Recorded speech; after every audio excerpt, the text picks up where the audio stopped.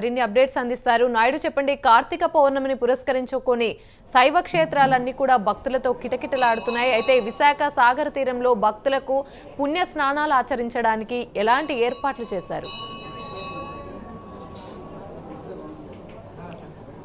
Thank you Yamini. ప్రధానంగా చెప్పుకోవాలంటే కార్తీక మాసం అనగానే శివకేశవులకు అత్యంత ప్రీతిపాత్రమైనటువంటి మాసంగా కూడా చెప్పుకుంటారు. ప్రధానంగా ఈ నెల పాటు కూడా భక్తులందరూ కూడా ఉపవాస దీక్షలు చేస్తూ ఎంతో భక్తి శ్రద్ధతో అయితే మాత్రం ఇటు శైవక్షేత్రాలన్నీ కూడా దర్శిస్తున్న పరిస్థితి కూడా మనకి ఉంటుంది. అదేవిధంగా చూసుకున్నట్టయితే కనుక ప్రత్యేకించి ఈ కార్తీక మాసంలో వచ్చేటువంటి కార్తీక పౌర్ణమికి అయితే మాత్రం అత్యంత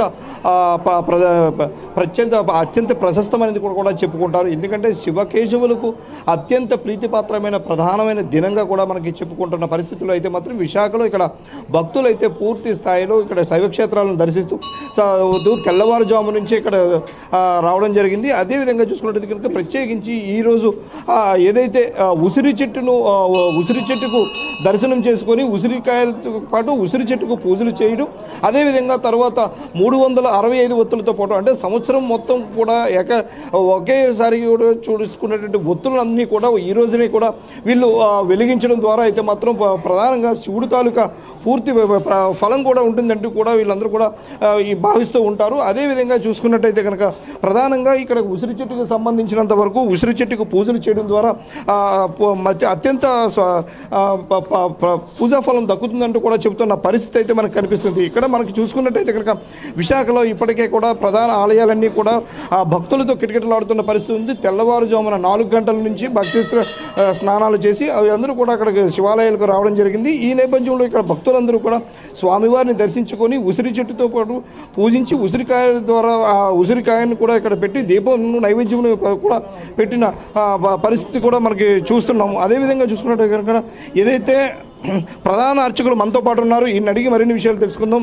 స్వామి, ఏదైతే కార్తీక పౌర్ణమికి అయితే కూడా అత్యంత ప్రాశస్తమైనదిగా కూడా చెప్పుకుంటారు, అసలు ఏంటి కార్తీక పౌర్ణమి సందర్భంగా చేయాల్సి ఎటువంటి పూజా ఫలం ఉంటుందండి? తత్పురుషాయ విద్మహే మహాదేవాయ ధీమహి తన్నో రుద్రః ప్రచోదయాత్.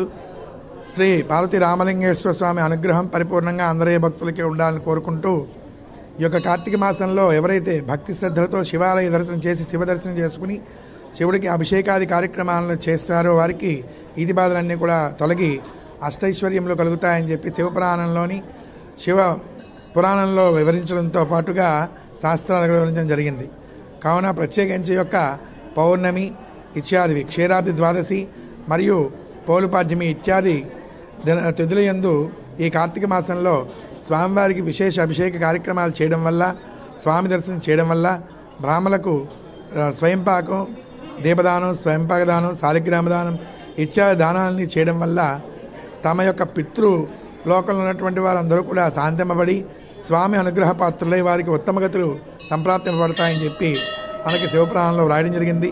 అదేవిధంగా కార్తీక పురాణంలో కూడా విశేషమైనటువంటి ఫలితం కార్తీక మాస పుణ్యఫలం గురించి వివరించడం జరిగింది. కావున భక్తుల మంది ఈ యొక్క విశేషమైనటువంటి కార్తీక మాసంలో ప్రత్యేకించి శివ దర్శనం చేయడం, శివ ఆరాధన చేయడం, శివాభిషేకాల్లో పాల్గొనడం, ఉపవాసాది కార్యక్రమాలు, దానాది కార్యక్రమాలు చేయడం వల్ల వారికి ఉన్నటువంటి ఈతి బాధలు తొలగిపోవడంతో పాటుగా శివానుగ్రహం వల్ల సమస్త ఆయురారోగ్యాలు కలిగి వంశవృద్ధి కలుగుతుందని చెప్పి మనకి శాస్త్ర విదితం. అంటే మనం చూసుకోవచ్చు, కార్తీక పౌర్ణమి రోజు వచ్చి శివదర్శనం చేసుకున్న తర్వాత ఈ రోజంతా కూడా ఉపవాస దీక్షలు కూడా చేస్తారు. అదేవిధంగా సముద్ర స్నానాలు ఆచరిస్తారు. అంటే సముద్ర స్నానాలు ఆచరించడం దీన్ని ఏ విధంగా మనం చూడొచ్చు? మనకి స్వామివారికి నత్తాలు అంటారండి. ఉదయించి రాత్రి వరకు కూడా ఉపవాసం చేసి చుక్క చూసి స్వామి దర్శనం చేసుకుని భోజనం చేయడం అనేటువంటిది ఈ యొక్క నత్తం అనేటువంటి పదం ఒకటి ఉంటుంది. దాన్ని ఉపవాసం అని కూడా అంటారు. ఫలాలు తిని లేదంటే ఇంట్లో ఏదైనా అల్పాహారం తయారు చేసుకొని తిని ఉపవాసం చేయడం ధర్మం. కటిక ఉపవాసం పనికిరాదు. కాబట్టి ఈ యొక్క ఉపవాసం చేసి నత్తం చేసి రాత్రికి భోజనం చేయడం వల్ల స్వామివారికి చేసేటువంటి ఆరాధనలో ఉపవాస ప్రక్రియ కూడా చాలా విశేషమైనటువంటిది. శాస్త్రం కూడా చెప్తోంది. అదేవిధంగా మెడికల్గా కూడా మనిషి ఉపవాసం చేస్తే వారికి ఉన్నటువంటి ఆరోగ్య సమస్యలు చాలా వరకు తీరుతాయని చెప్పి మనకి సైంటిఫిక్గా చెప్పడం జరిగింది. కావున ఉపవాసం చేయడం కూడా ఇటు సనాతన ధర్మం, అదేవిధంగా మెడికల్గా కూడా ఉపయోగపడుతుందని మనకి చెప్తున్నటువంటి ధర్మం. అయితే మనం చూసుకోవచ్చు ప్రధానంగా పూజా కార్యక్రమాలు నిర్వహించడం, పూజా కార్యక్రమాల అనంతరం ఏదైతే ఉపవాస దీక్షలు చేయడం ద్వారా అయితే కనుక స్వామివారిని మరింత ప్రీతిపాత్రం కావచ్చని, అదేవిధంగా చూసుకున్నట్టయితే పూర్తి స్థాయిలో ఈ ఉపవాస దీక్షల అనంతరం రాత్రికి కొంతమంది కూడా జాగరణ చేస్తూ అదేవిధంగా సముద్ర స్నానాలు ఆచరించడం ద్వారా పూర్తి స్థాయి శివానుగ్రహం పొందవచ్చని కూడా చెప్తున్న పరిస్థితి అయితే మనకు కనిపిస్తుంది. ఇటు పూర్తి స్థాయిలో మనం చూసుకున్నట్టయితే కనుక విశాఖ వ్యాప్తంగా ఉన్నటువంటి శైవ క్షేత్రాలన్నీ కూడా భక్తులతో కిటకిటలాడుతున్న పరిస్థితి మనకి కనిపిస్తూ ఉంది. Yamini, right, thank you. Right, ఇక కార్తీక పౌర్ణమి వేళ శైవ క్షేత్రాలన్నీ కూడా భక్తులతో కిటకిటలాడుతున్నాయి. ఇక ఇదే అంశానికి సంబంధించి